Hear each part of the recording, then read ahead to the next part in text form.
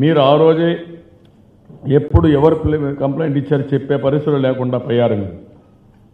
ఇప్పుడైనా చెప్పండి, 23వ తారీఖు ఎవరు చెప్పారు మీకు? దేవుడు చెప్పాడా? మీకు కల వచ్చిందా? ఎవరు చెప్పారు మీకు? ఇది అధికార దుర్వినియోగం కాదు. ఎప్పుడైతే 2వ తారీఖున మాకు కంప్లైంట్ వచ్చిందని చెప్పి ఎప్పుడైతే ఆఫీసర్లు కిడ్నాప్ చేశారో, హెవెస్ కార్పస్ వేస్తే నలుగురిని ఆ రోజు ప్రొడ్యూస్ చేసిన మాట వాస్తవం కాదా? అవునా? ఆ రోజు కోర్టు మిమ్మల్ని అడిగారా కాదా? మీరు ఏమిటి మీ లోకల్ స్టాండ్ ఎందుకు చేశారు, ఈ కేసు ఎట్లా నిలబడుతున్న అడిగితే మళ్ళా ఒక కేసు బుక్ చేస్తారా మీరు? అంటే తప్పుల పైన తప్పులు చేస్తూ మమ్మల్ని బెదిరిస్తారా మీరు? మీకు పోలీసు ఉంటే మాకు పోలీసు లేదు, మీది ఒక రాష్ట్రం అయితే మాకు రాష్ట్రం కాదా? మాకు ఆత్మగౌరవం లేదు? నీ ఇష్టం. ఈరోజు తెలుగు వాళ్ళు ఎక్కడైనా చేస్తారు, ప్రపంచంలో ఎక్కడ వాళ్ళు ఎక్కడైనా పోయి పని చేసుకోవచ్చు. ఈ భయభ్రాంతులు చేయడం ఏంటి? ఒక టెర్రరిజం క్రియేట్ చేయడం ఏంటి? ఎంత అగని అంటే వాళ్ళకి. నేను అడుగుతున్న ఆ అశోక్ కానీ ఆ మెంబర్స్ కానీ ఫేస్ చేసిన అగని 150 మందికి 120 మంది పనిచేసిన రుణపరంగా పోయారు, పార్టీకి తీరని నష్టం చేశారు. Who are you? ఒక రాజకీయ పార్టీని మీరు నిర్వీర్యం చేస్తే మామూలు వ్యక్తులు మీకు ఒక లెక్క.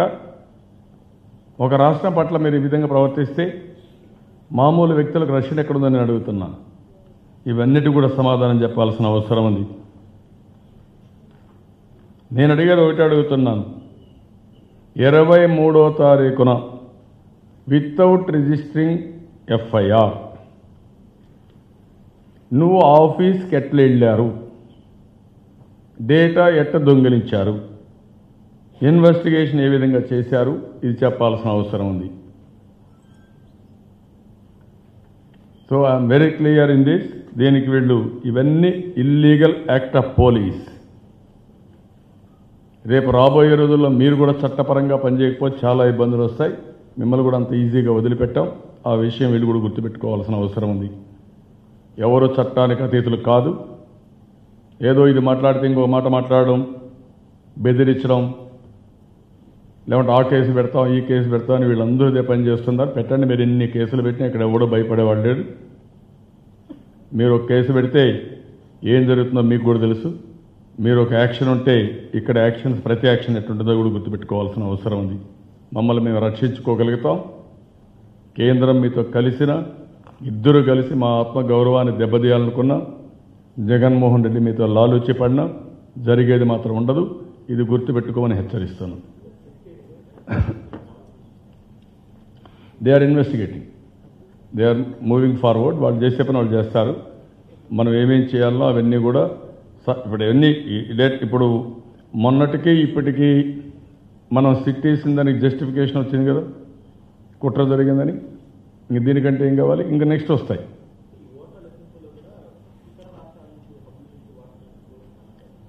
అది కూడా నేను ఏమంటానంటే form 7 is a big crime, biggest crime.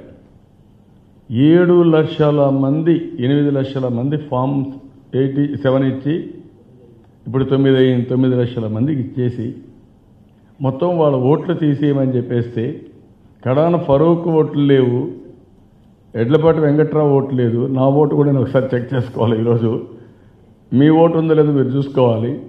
ఇప్పుడు ఏ పరిస్థితి వచ్చిందంటే జగన్మాయ మార్నింగ్ బ్రేక్ఫాస్ట్ చేస్తాను ఒకసారి చెక్ చేసుకోవాలి. నీ ఆస్తి నీ పేరుతో ఉందా, కొట్టేశారా? నీ ఓటు నీ పేరుతో ఉందా, కొట్టేశారా? మధ్యాహ్నం డిన్నర్ అవుతాను, లంచ్ అవుతాను, మళ్ళీ ఒకసారి చెక్ చేసుకోవాలా? రాత్రి పడుకునే ముందు మళ్ళీ ఒకసారి చెక్ చేసుకోవాలా? మీ కారు మీ పేరుతో ఉందా లేదో కూడా చూసుకోవాలా? మీ స్కూటర్ మీ పేరుతో ఉందా? మీ ఇల్లు మీ పేరుతో ఉందా? ఏమన్నా ఈ మధ్య ఉన్న కొట్టేశాడా? ఎక్కడికి పోయామండి?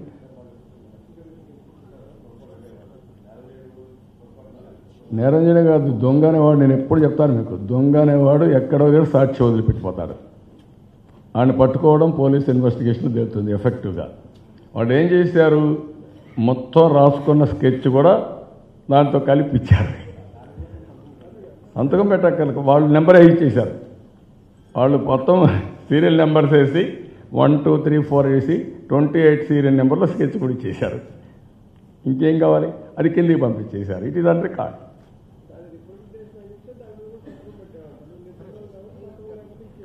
స్కెచ్ అది స్కెచ్ పెట్టుకున్నారు, అక్కడ అది కూడా ఇచ్చేశారు. ఇంకేం చెప్పాలి అండి, ఎంత దుర్మార్గులు వీళ్ళు. కానీ ఇమాజిన్ ఎక్కడ దొరుకుతాయి? ప్రపంచంలో ఎప్పుడైనా విన్నారా ఇలాంటివన్నీ? ఇవన్నీ కాన్స్పిరసీలో రెడ్ హ్యాండెడ్గా దొరికిపోయే పరిస్థితి. Now they have to answer to the people. 5 కోట్ల మందికి సమాధానం చెప్పాలి మీరు. వస్తాడు, ఎక్కడున్నాడో వచ్చి చెప్తాను. ఎందుకంటే నేనేమంటానంటే దాంట్లో కూడా కొన్ని ఉన్నాయి, రేపు అవన్నీ కూడా మాట్లాడదాం. కోర్టులో ఉంది కదా, రానండి. ఇప్పుడు ప్రతి ఒక్కరికి మీకు ఒక మాట గుర్తుపెట్టుకోవాలి. ఉన్న పళంగా నేను అరెస్ట్ చేస్తే నువ్వు ఎంత ఫీల్ అవుతావండి? ఒక నేరం చేస్తే అరెస్ట్ చేస్తే పర్వాలేదు, నేరం చేయకుండా అరెస్ట్ చేస్తే డిగ్నిఫైడ్గా బ్రతకాలని కదా మనం కోరుకుంటాం, న్యాయం జరగాలని కోరుకుంటాం కదా. మనం తప్పు చేయని పనికి కూడా మనల్ని అరెస్ట్ చేసి మన మీద బురద జల్లితే ఎంత అవమానం అండి అది. ఒక వ్యక్తి జీవితానితో ఆడుకోవడం ఎవడిచ్చాడు మీకు అధికారం? ఈ క్షోభ మీకు తగలదా? నేను ఆస్కింగ్ స్ట్రైట్ క్వశ్చన్.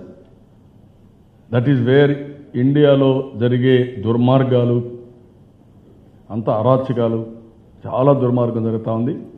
మిస్యూజ్ చేస్తున్నారు వ్యవస్థలన్నింటినీ. అందుకే అతనికి కూడా బాధ ఉంటుంది. రైట్ టైం విల్ కమ్, ఈ విల్ ఎక్స్ప్లెయిన్. ఇప్పుడు కొత్తగా వచ్చారు మళ్ళీ. మొన్న వరకు ఆంధ్ర డేటా కోసం ఇన్వెస్టిగేషన్ చేశారు, ఇప్పుడు తెలంగాణ డేటా ఉందని. నేను తెలంగాణ డేటా పెట్టుకుని ఏం చేస్తానండి? అంటే ఒక వ్యక్తి తప్పు చేసినప్పుడు తప్పు మీద తప్పు చేసుకుంటూ తప్పించుకోవడానికి ఇంకొక తప్పు చేస్తాడు. That is what they are doing. ఇప్పుడు తెలంగాణ డేటా కూడా ఉందని. గవర్నమెంట్ డేటా దేనికోసం ఉంటుందండి? గవర్నమెంట్ డేటా ఎందుకంటే పార్టీకి మాకు కావాల్సిన సర్వీస్ చేయాలి మా మెంబర్స్కి. ఇన్సూరెన్స్ కానీ, వాళ్ళ మెరిట్ కానీ, వాళ్ళ డేటా కానీ అవే ఉంటాయి.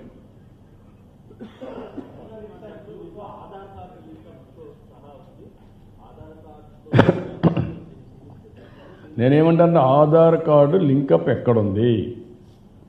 ఆధార్ కార్డు ఏంటి?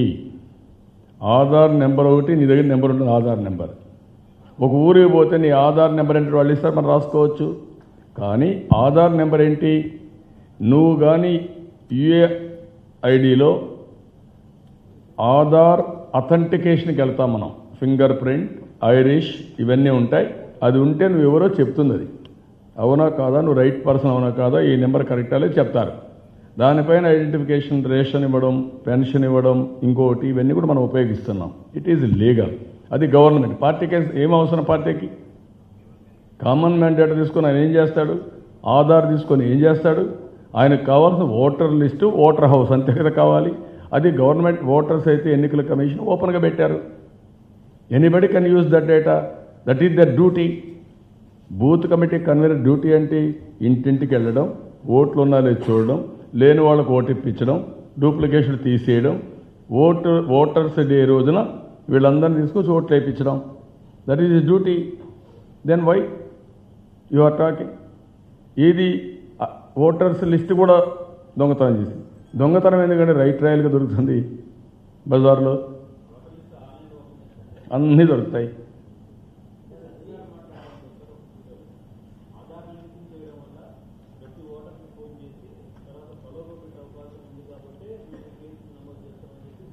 నీకేం సంబంధం అంటున్నా?